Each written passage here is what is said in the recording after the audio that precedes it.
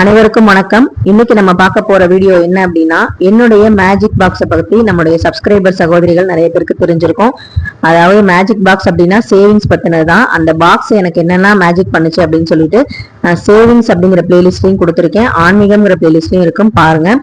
அந்த மேஜிக் பாக்ஸ்ல நான் என்னென்ன ஆன்மீக சம்பந்தப்பட்ட பொருட்கள் வைக்கிறேன் அப்படிங்கிறத நான் உங்களுக்கு இன்னைக்கு காட்ட போறேன். அது ஏற்கனவே ஒரு சகோதரி கேட்டிருந்தாங்க, அது மாத்தி ரொம்ப நாள் ஆச்சு. அதனால அந்த பொருளை நேத்து வெள்ளிக்கிழமை, அதாவது எந்த நேரத்துல மாத்தினேன் அப்படின்னா, வெள்ளிக்கிழமையோடு ஏகாதசி கிருத்திகையோடு சேர்ந்து வந்த அற்புத நாளான அபிஜித் முகூர்த்தம் அப்படின்னு சொல்லக்கூடிய அற்புத முகூர்த்த நேரத்துலதான் இந்த ஒரு விஷயத்த நான் செஞ்சேன். அதுவும் சுக்கிர பகவான் அருளோடையும் மகாலட்சுமி தாயோட அருளையும் இந்த ஒரு விஷயத்த நான் பண்ணேன். அபிஜித் முகூர்த்தம் அப்படின்னா என்னன்னு நிறைய பேருக்கு தெரிஞ்சிருக்கும்.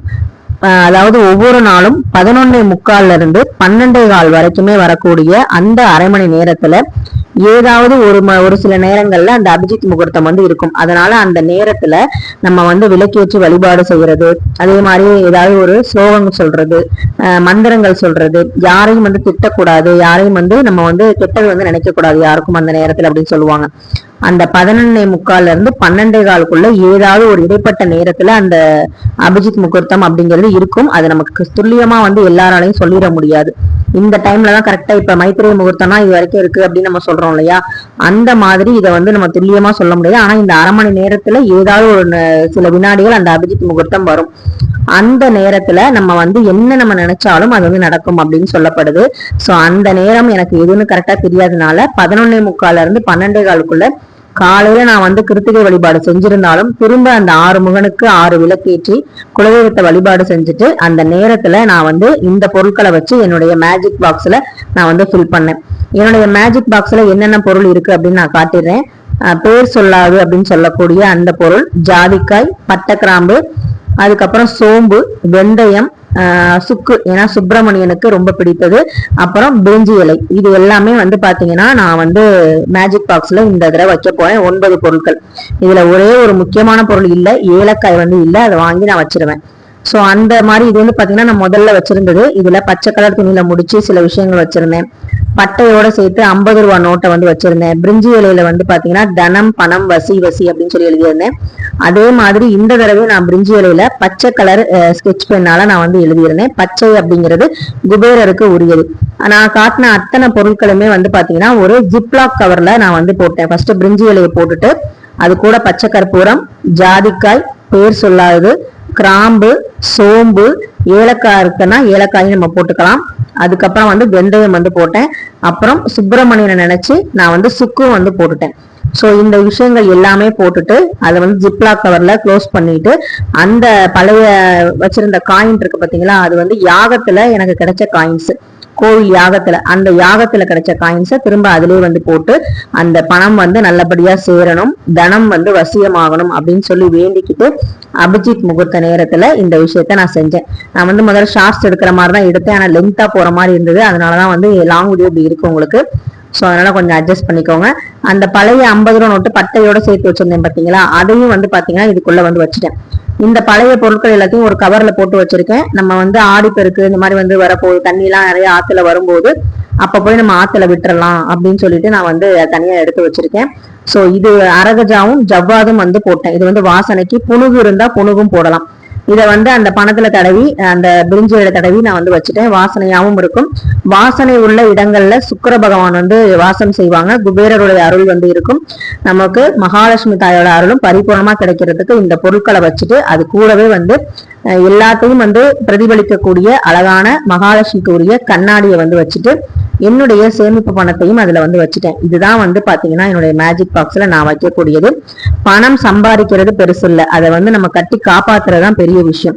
நம்ம கிட்ட இருக்கிற பணம் விரைய செலவு ஆகாம சுப செலவா ஆகணும், சந்தோஷமான விஷயங்களுக்கு செலவு பண்ணணும் அப்படின்னு சொல்லிட்டு இந்த அபிஜித் முகூர்த்தத்துல விநாயகர் பெருமான் நினைச்சு அரகஜாவால பிள்ளையார் சில் போட்டு அந்த பாக்ஸ்ல வச்சுட்டேன். ரொம்ப சந்தோஷமா அதெல்லாம் செஞ்சு முடிச்சதுக்கு அப்புறம் அதே நேரத்துல அபிஜித் முகூர்த்த நேரத்திலேயே ஓம் சரவண பவ அப்படிங்கிற மந்திரத்தை 36 முறை நம்ம கந்த சஷ்டி கவசம் சொன்னதுக்கு சமமான அந்த மந்திரத்தை நான் எழுதினேன். இது வந்து பாத்தீங்கன்னா அந்த 12:15 நான் வந்து எழுதி முடிச்சிட்டேன். ஸோ தினந்தோறும் வரக்கூடிய இந்த அரை மணி நேரத்தை நீங்க ஒரு நல்ல விஷயத்துக்கு பயன்படுத்தி பாருங்க. உங்க வாழ்க்கையில நிறைய நல்ல நல்ல மாற்றங்கள் நடக்கும். அதே மாதிரி கிருத்திகைங்கனால சிறுவாபுரி முருகனுக்கு உகந்த உண்டியல், சப்ஸ்கிரைபர் உண்டியல்ல காணிக்கையை செலுத்திட்டேன்.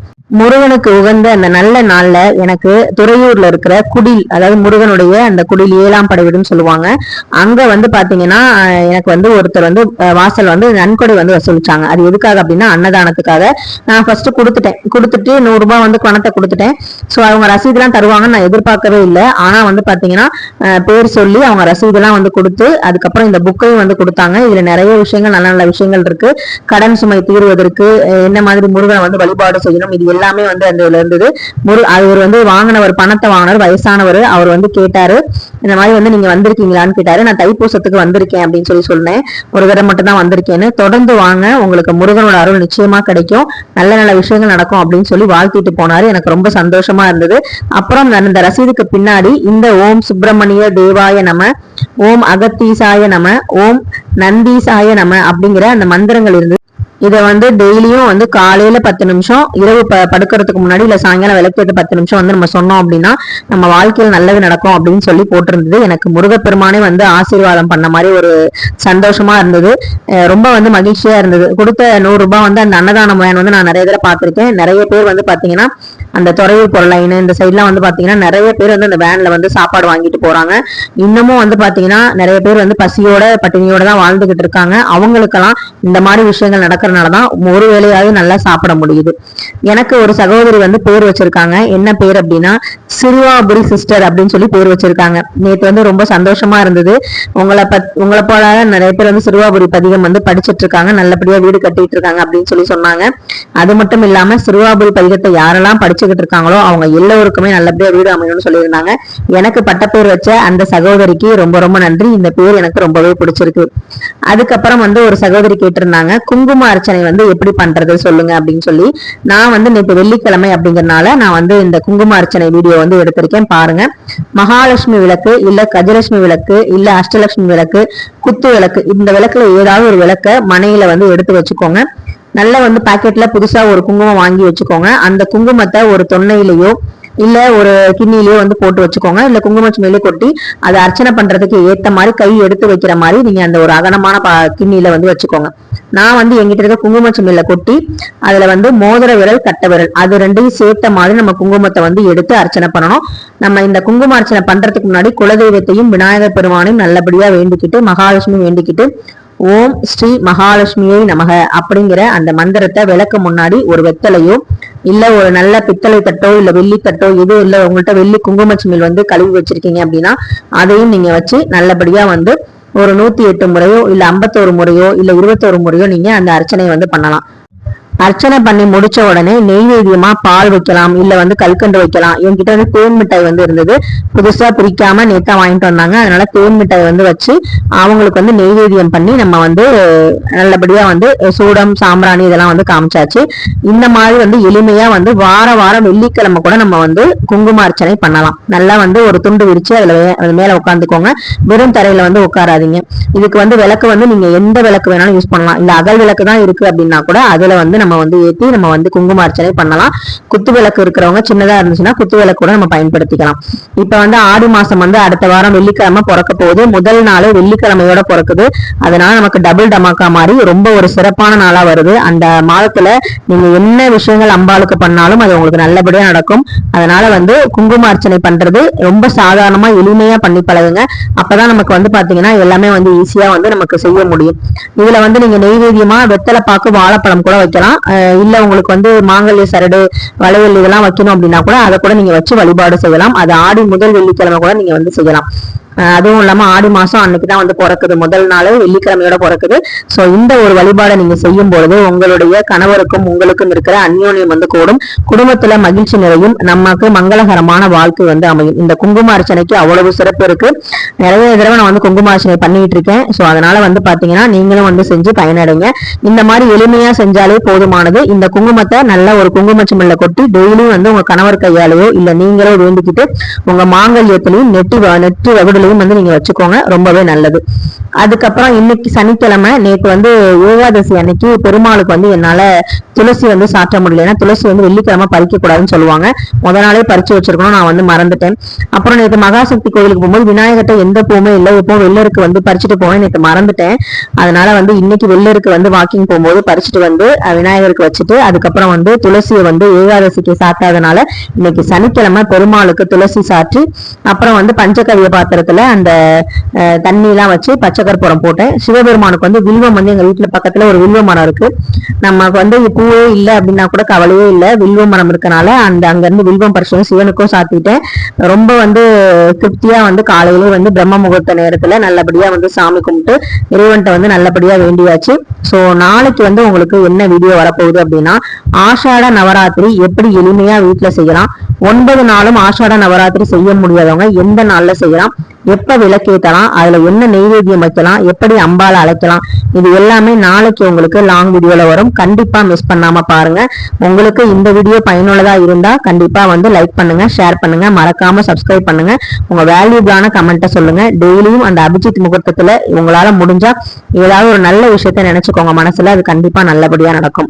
அது மட்டும் இல்லாம நாளைக்கு பிரதோஷம் வேற வருது, சிவபெருமானுக்கு உரியது, ஞாயிற்றுக்கிழமையோடு வரனால நிறைய வீட்டுல வந்து பல தகராறுகள் வந்து நடக்கும். எனக்கு இன்னைக்குதான் லீவு, இன்னைக்கு கூட சமைச்சு தர மாட்டியா அப்படிங்கிற மாதிரி இருக்கும். அதனால குடும்பத்துல இருக்க எல்லாருமே வந்து சிவபக்தரா இருக்கீங்க, நல்லபடியா சாமி கும்பிடுவீங்க அப்படின்னா செய்யுங்க. இல்ல அப்படின்னா நீங்க வந்து என்ன பிரச்சனை வராம எப்படி வந்து நம்ம சமாளிக்கிறோமோ அந்த மாதிரி நீங்க சமாளிச்சு வழிபாடு செய்யுங்க. இல்லைன்னா நீங்க அடுத்த பிரதோஷத்துக்கு செய்யுங்க. ஏன்னா அடுத்த பிரதோஷமும் ஞாயிற்றுக்கிழமை தான் வருது.